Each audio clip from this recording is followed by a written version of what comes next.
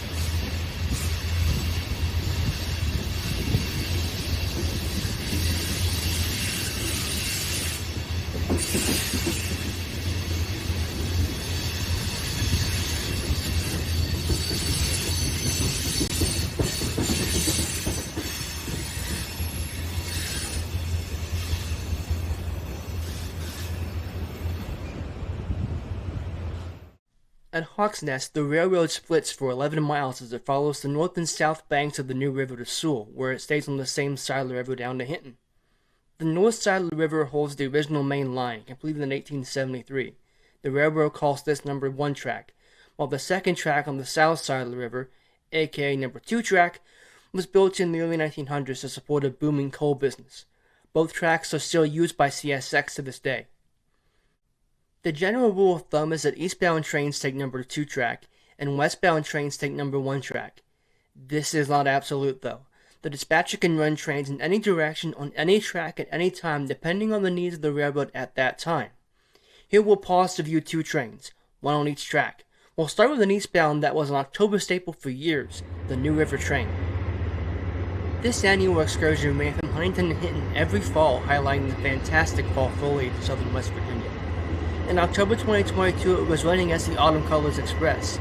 Same train as it had been, just run by a different organization.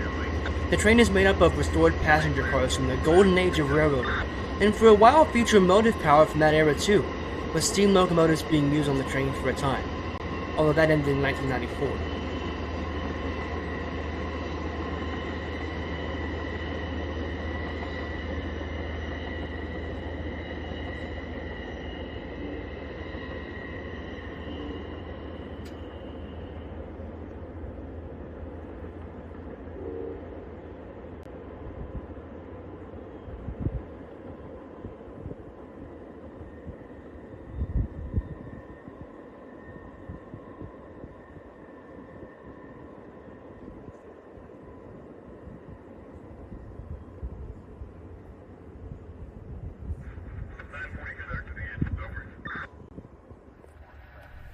Now for a westbound.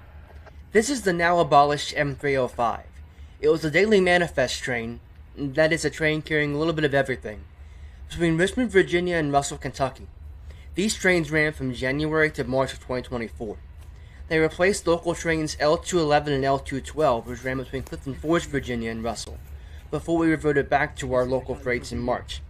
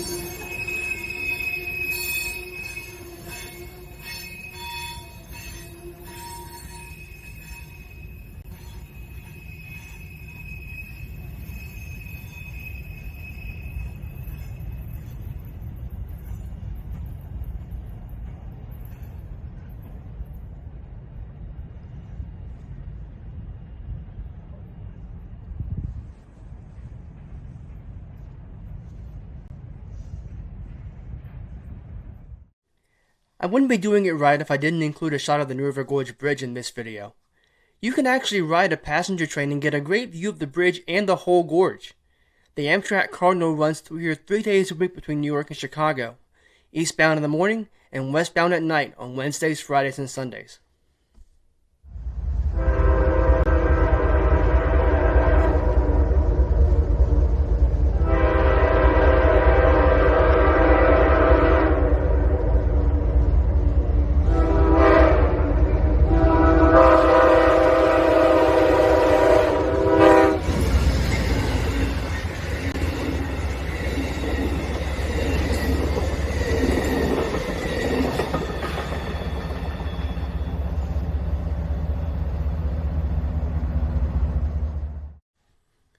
We'll switch sides of the river now and again have a train passing under the bridge, even though you really can't tell. This is a grain train bound for North Carolina with CSX number 5 as the second locomotive. Number 5 is the lowest active number on the CSX roster. Much of her class has been rebuilt and now wears numbers such as 72, 74, so to see her still on her original number and paint job is quite special.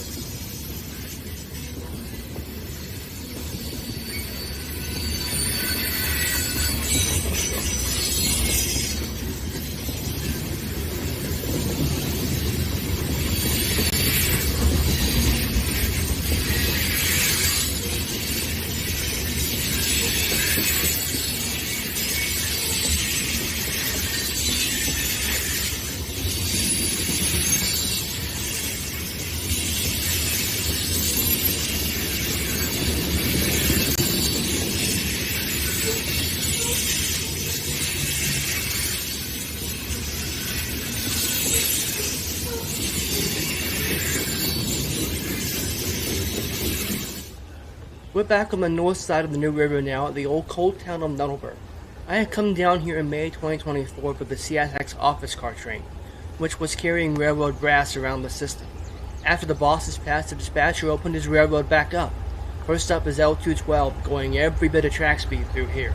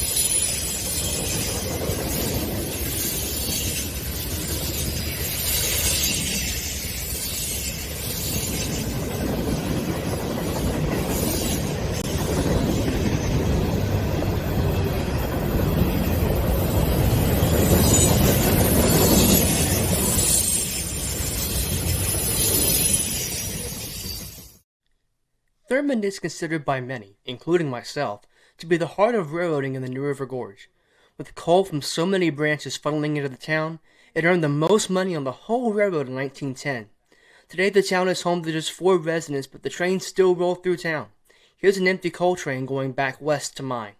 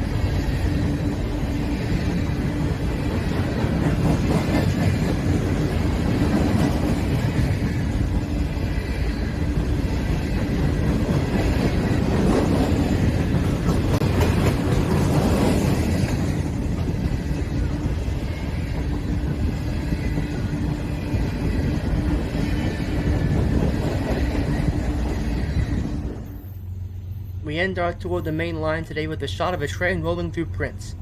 This time it's L211, the eastbound counterpart to L212. Thank you so much for watching. For the New River Network, I'm Lucas Barry.